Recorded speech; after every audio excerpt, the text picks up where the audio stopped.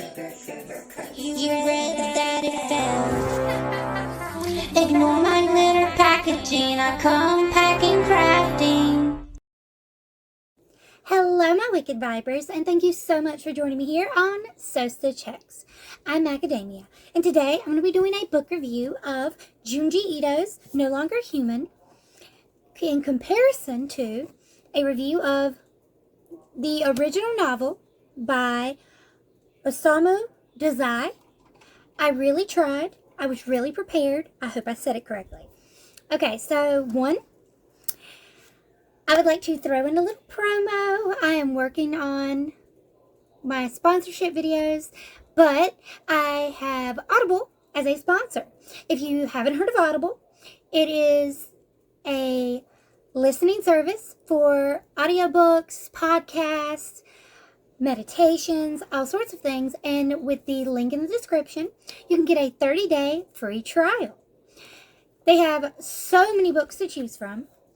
You can get No Longer Human.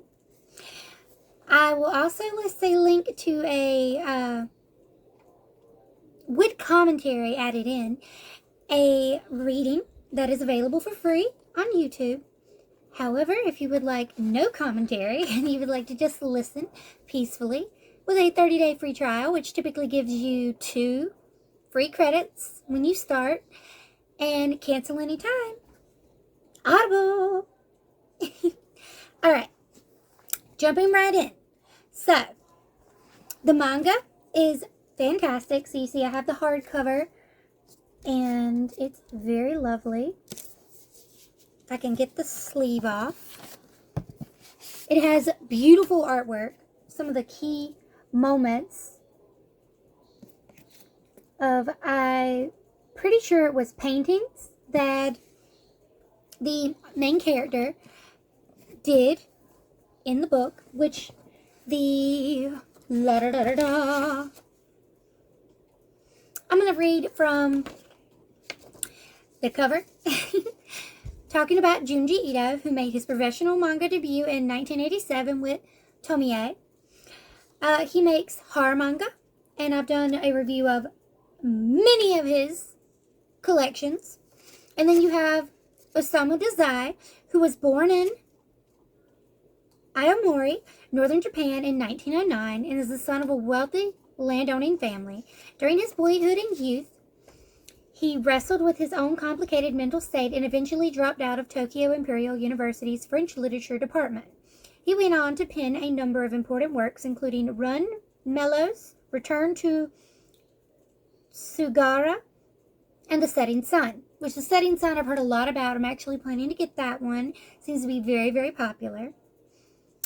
Becoming one of the leading voices in contemporary literature, even while he struggled with drug addiction and attempted suicide on multiple occasions. In June 1948, 1 month after completing No Longer Human, considered by some to have been his own suicide note, he drowned himself with his lover, Tomie Yamazaki, in the Tamagawa Canal in Mitaka, Tokyo, and he was only 38. So, his book is fantastic, honestly.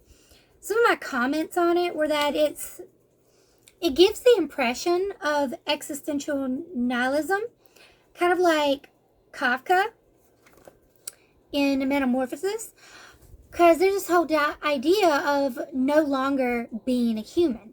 And the question really does lie in, when is he no longer human? Because he never considered himself a human. He almost thought of himself as an insect, such less than human. One of the first notebook starts with, "Mine has been a life of much shame. I can't even guess myself what it must be to live the life of a human being." His first statement is to say that he doesn't even think he's human. And personally, I found the novel and the manga to be very, very, correlated. You know when you read a book and then you see the adaptations and it's dreadful. I found this to be very, very accurate and really helped me visualize what was going on. Now, mine is translated by, I believe it was Daniel Keene. Donald Keene, excuse me. This edition is translated by Donald Keene. And because it was originally in Japanese, there are a few questions I have about the translation. Like, one of his first statements was that it really, I think, is just a translational issue, only in like an American issue, because we have one word to mean many things, such as this statement. Again, I have never known what it means to be hungry. I don't mean by this statement that I was raised in a well-to-do family. I have no such banal intent. I mean that I have not the remotest idea of the nature of the sensation of hunger. And while I know this is a translation issue, it still irks me, because there is not really a better way for them to have said hunger in English, because we use the word hunger to mean many things. But they could have a hunger for love or for knowledge, which would be, like, you could have the classical UA, which sounds, I think I said that wrong, but it sounds like above, which is why you would usually use the other word, or you could use the noun, can't pronounce it. And there's like 3 or 4 other translations that I have no hope of ever being able to pronounce anytime soon. But they have different words for different types of hunger. Hungering for love, hungering for knowledge.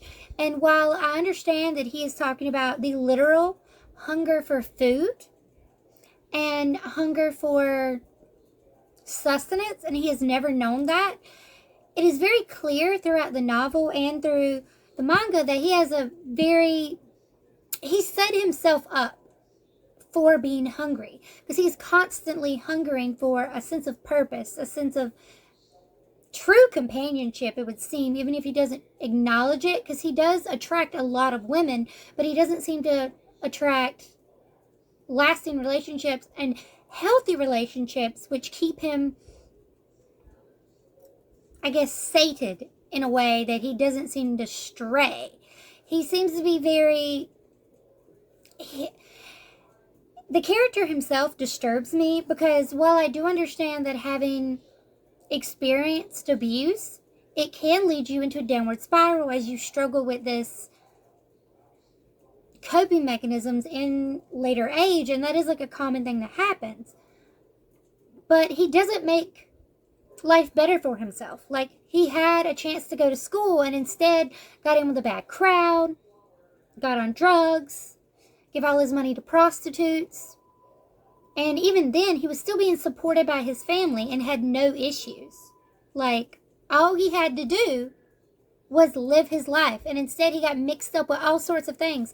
And in that way, he learned the hunger for life.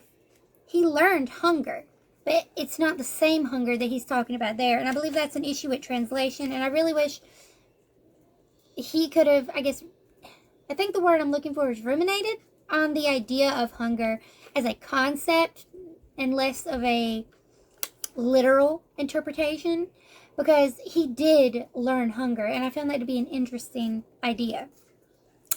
I will say that there was a quote from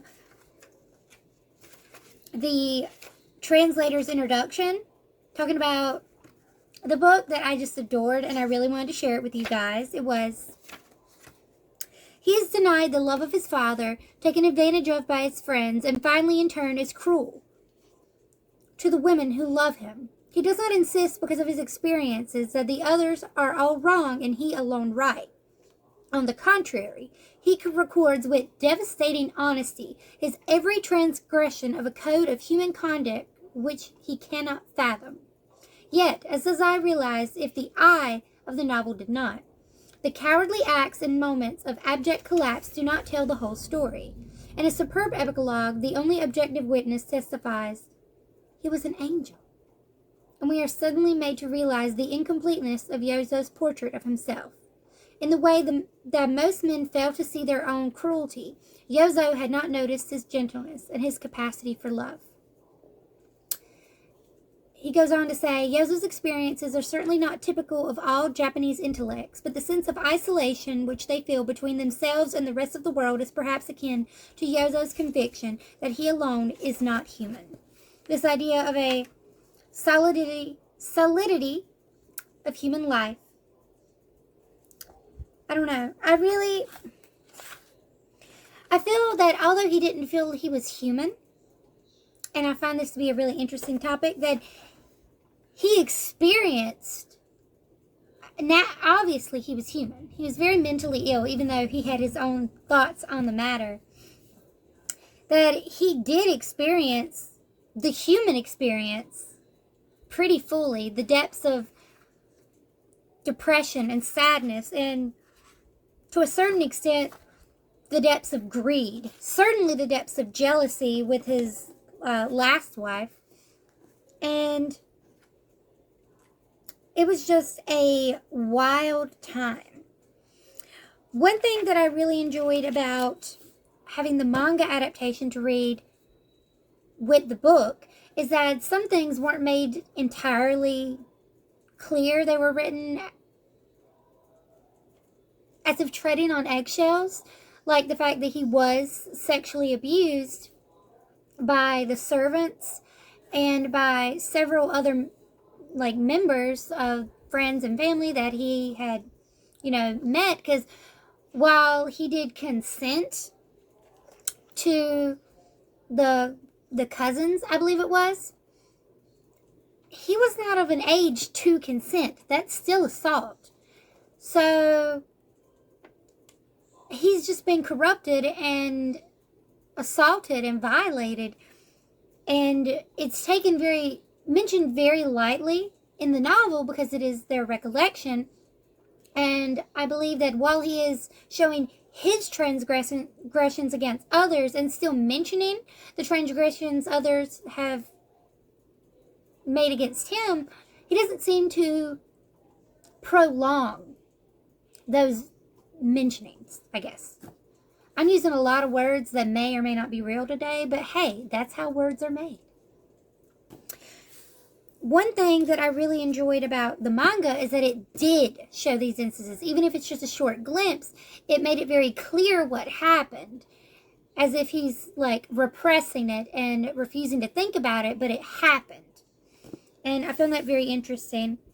Another thing I greatly enjoyed was, in the novel, there's a moment where he and his friend, I think it's Hitori, I think that was his name, they were getting drunk and acting a fool. They were playing games, word games and association games, and they end up going home because he's hungry, and so they end up seeing two animals through the window. This is to say, making the two-backed beast. His wife was cheating on him. However, not to say that I don't believe that she wasn't cheating on him. I also know that at this time he was using lots of drugs, lots of alcohol, and he had a large sense of paranoia and distrust, and he had an extreme idolization of his wife as this perfect, innocent, virginal woman. So while he is using lots of drugs, and I thought it was an opiate, I can't recall, but I do believe it was an opiate, and he did have instances that seemed to be hallucinatory. And so part of the skepticism I have with the adultery he seems to have witnessed of his wife is that he wasn't in the right mindset, and seeing anything might seem to fill in the blanks. He might have embellished it with his own, though he saw it with his own eyes, I feel he might have embellished because of his already existing conditions and because of his drug use. Now, while that's not a definitive, and it's not to dismiss his concerns, he was cheating. He was heavily drunk at the time of the one scene. And he was regularly abusing, I'm pretty sure it was an opiate. And then he later would kind of pressure his wife into admitting, almost like he was a cuckold, admitting that she had had sex behind his back. And having been in the situation she was, she even said, like, I never did that. Like, I only said that because that's what you wanted of me. And so part of me believes that it was just his paranoia and his just escalating, like, deterioration of mental health that caused him to think that. The same with the love child between him and his cousin. Because the child looked exactly like the boy who had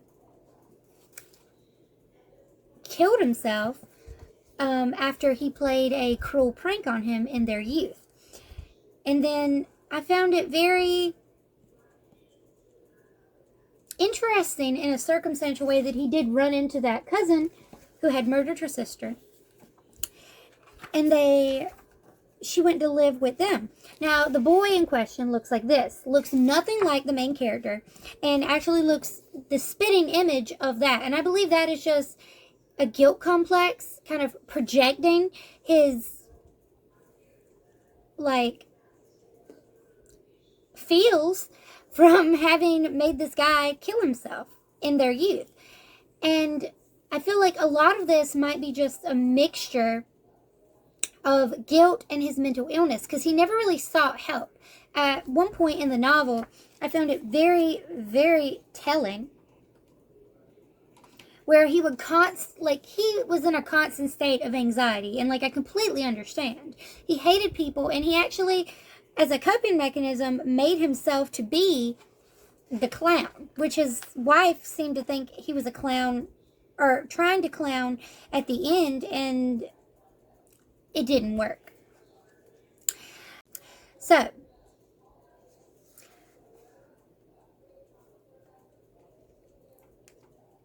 there's this idea that he seems to believe that psychological diagnosis is only a matter of social convention and control.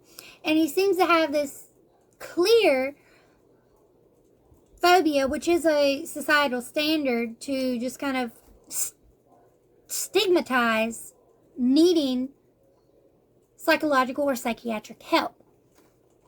In this case, he says, I was no longer a criminal. I was a lunatic. But no, I was definitely not mad. I've never been mad for even an instant. They say, I know, that most lunatics claim the same thing.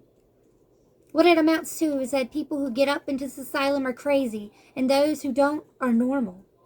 God, I ask you, is non-resistance a sin? And I don't know if non-resistance is his way of seeking help, standing up, having self-love, if that is the non-resistance, because it feels like he's resisting getting better in a way. I had wept at that incredibly beautiful smile Hariki showed me, and forgetting both prudence and resistance, I had got into the car that took me here, and now I had become a madman. Even if released, I would be forever branded on the forehead with the word madman, or perhaps reject. Disqualified as a human being, I had now ceased utterly to be a human being. So he struggled this entire time with already thinking he was less than human, that he was not human. And then here he comes to a place that could help him. It's a place for rehabilitation that gets him off the drugs that he had been abusing and kind of to set him straight, but instead he just puts himself into more despair, and he just lets himself wallow in this self-pity. But it was also a self-fulfilled prophecy, because he had mentioned from the very beginning that he was a reject, that he did not fit in, that he would put on this air of being a clown. And he was just there to please others because he didn't really feel confident being himself. I don't know if he actually knew who he was, because everyone he was a reflection of those around him, of those negative influences that he just kept going into. He even became a member of the Communist Party that was rising. And what he did, all these secret missions, these dangerous missions that he thought were almost comical. He kept going just to go. And he would make everyone laugh and calm the room and make it less stiff and less stifling. I think that's the word I'm looking for. However, he didn't really feel he belonged, and he didn't really seem to believe in the cause completely. He seemed to just be there, and I think in some way it was for camaraderie. I think it was to try and find his thing, to find where he belongs, but he couldn't seem to. And it was a self-fulfilling prophecy that led him to be like, I felt as though I could see before my eyes the mountains and rivers back home. I nodded faintly. A reject. Exactly. The news of my father's death eviscerated me. Now I have neither happiness nor unhappiness. Everything passes. And he goes on to talk about, like, how much he cared for his family, even if they were very dismissive and unsupportive. And I feel that no one ever really asked him what his dreams were, because even when Flatfish, the name of the family friend, asked him what he wanted to do with his life, and he tried to do things with his life, he just wanted to paint, and it felt very Van Gogh. And there was even a moment in the novel, which I found very interesting, where he commented on, it was just a portrait of Van Gogh. And I thought it interesting to identify this particular artist, knowing his abuse of drugs, his deep depression, his way of, he didn't fit into society, and he wasn't appreciated as an artist until after he died. Very much like our main character. And while he did enjoy painting, the only person who really supported him was this person that was considered very ugly, not societally acceptable, I guess. Someone who he despised for being able to call him out on his bullshit and tell him, like, you're faking. You did it on purpose. You're a clown. And wanted to call him out for clowning around, just making people laugh for no fucking reason, just doing it. And he did, like, creepy art and spooky things, but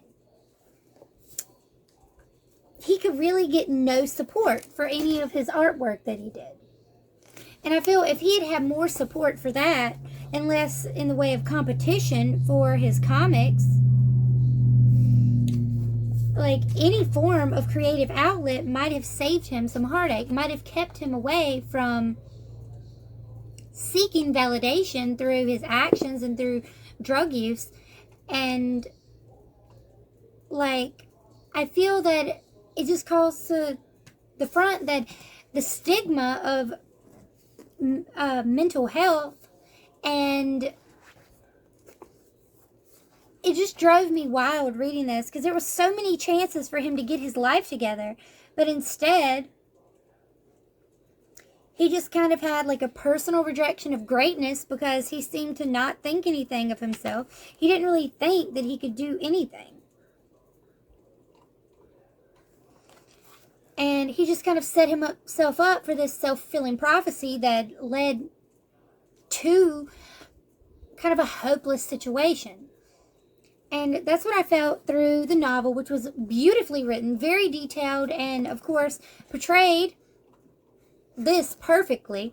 So I do highly recommend, if you are a visual person, to read the manga, especially if you don't pick up on subtle cues, because it does point out things that are just vaguely mentioned in here. And one thing that I did notice that wasn't really elaborated on in the book was a very interesting reflection that they had that I felt mirrored the main character's perspective. This was after they had probably passed away. I didn't cry. I just kept thinking that when human beings get that way, they're no good for anything. Just kind of this idea that he is still human, but he's so far gone from what is acceptable and what is helpful to society that they're no good. So they're still human, they're just not helpful for anyone. It was just this interesting idea that made me think of him as the reject, made me see his own ideas reflected in someone else's perception of him and his ultimate spiral. And the very last line of the book, or the last paragraph, was, "It's his father's fault," she said unemotionally. "The Yozo we knew was so easygoing and amusing, and if he only hadn't drunk, no, even if he had drank, he was a good boy, an angel."